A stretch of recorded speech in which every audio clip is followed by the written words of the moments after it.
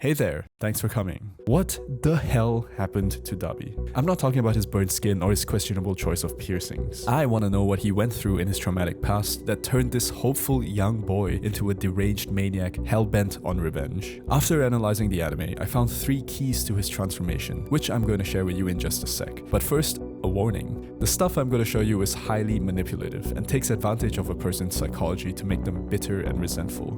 Please don't try this on any of your friends. This video is for educational purposes only. Alright, let's start by analyzing Dabi's past. Ready? Story time. Dabi is Frankenstein's monster, a tragic creature created for the sole purpose of fulfilling his master's dreams, only to turn to resent the very being that created him in the first place. They even look similar. Toya Todoroki, first son of Endeavor, is a man whose entire personality is defined by one goal. In his youth, this goal was to surpass All Might and become the #1 hero, to attain the glory that his father could not. In his adulthood, the goal was to destroy his father, who psychologically abused him to the point of insanity. In the first few years of his childhood, when Endeavor was shaping him to become his successor, things were actually good. Endeavor was present, nurturing, and they lived together as a happy family. Toya was completely bought into Endeavor's vision for him, perhaps a little too much than would be considered healthy. While Endeavor was doing everything in his power to prop up his son, to be the best he could be. But everything changed when his brother Shoto was born. His little brother had struck the genetic jackpot as far as Endeavor was concerned, being born with the power of mastery over both fire and ice. And just like that, all the attention that Toya previously received from his dad was funneled into Shoto, only to be replaced by cold neglect. And that destroys a kid. After desperately trying repeatedly to regain his father's affection and failing each time, the now adolescent Toya strayed from his path and fell into darkness. And that's how the villain Dabi was born. Alright, so the question here is, what exactly did Endeavor do to make Toya so obsessed with winning his approval? I mean, sure, kids love their parents' approval, but Toya seemed like he needed it to live, and in a way, he did. There are 3 easy steps to turning a hero into a villain, and Endeavor pulled each of them off flawlessly. Step 1 is to set up a clear value structure. Everyone wants something. Some people want money, other people want power. Children?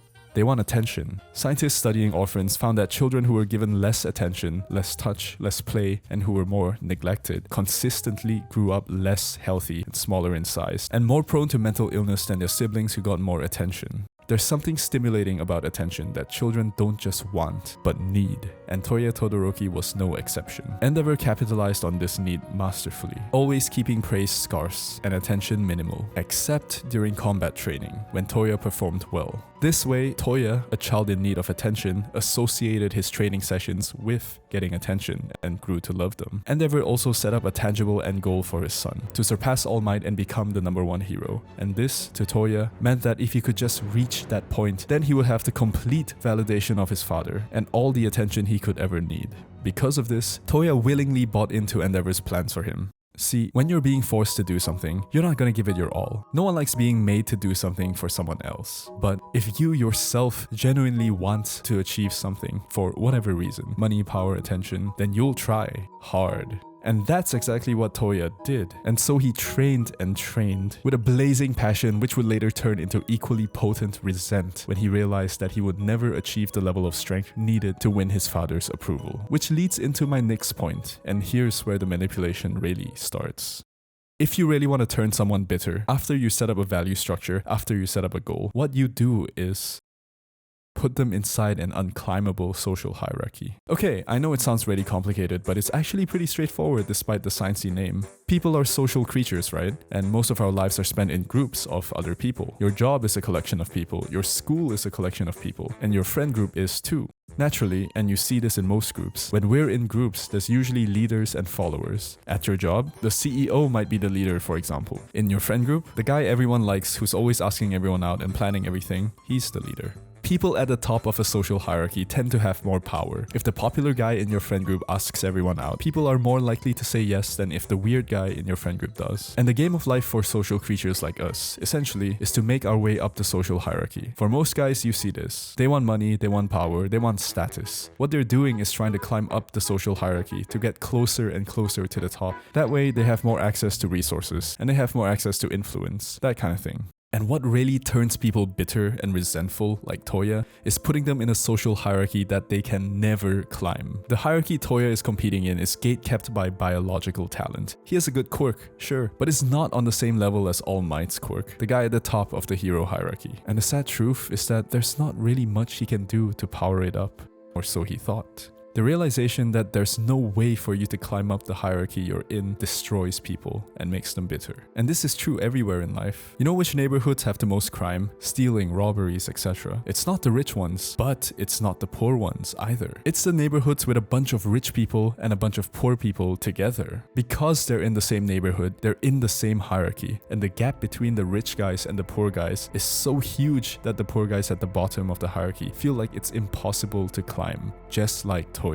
So, if playing by the rules won't get you anywhere, then you start to break them. But even with the clear value structure and the unclimbable social hierarchy set up for Toya, it wasn't enough to turn him evil. But this next thing Endeavor did made it so much worse.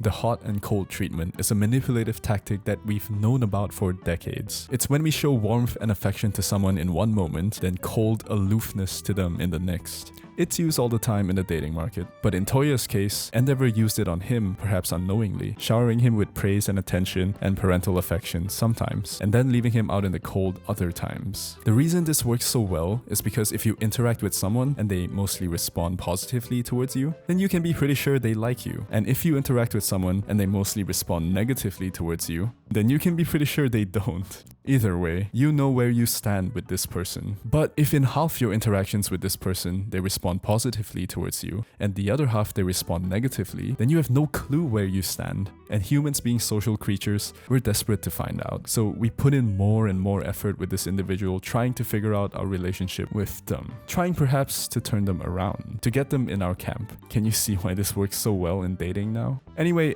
Endeavor pulls this with Toya as he makes the switch from good dad to bad dad the second his fourth kid Shoto was born, leaving Toya to forever try and win him back by trying harder than ever in his training. And of course, we all know how that goes. Alright, the final nail in the coffin that killed Toya, the hero, and gave rise to Dabi, the villain, was when Toya's entire reality crumbled after realizing that everything that he had been led to believe in his life, that he was destined to surpass All Might, that he was his dad's miracle child, turned out to be a lie.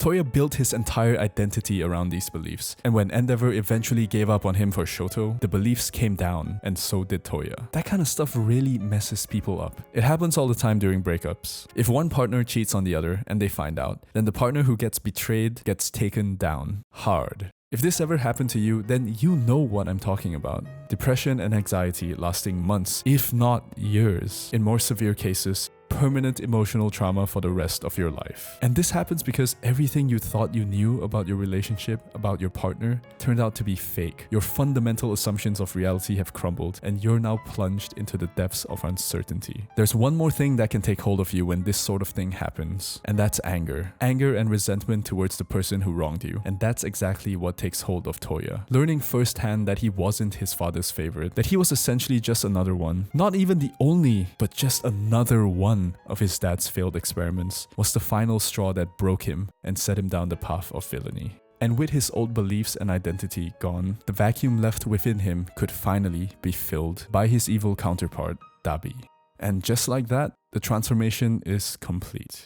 Alright, we've gone through a lot, so let's recap. There are 3 steps to manipulating a person and essentially ruining their lives and turning them resentful. The first is to set up a clear value structure and goal for that person. Find out what they want and how to use that as your starting point. The second step is to put them in an unclimbable social hierarchy. Make it so that they'll never be able to improve their circumstances, no matter how hard they try. And the third is to break down their existing beliefs about reality by betraying them at the deepest level.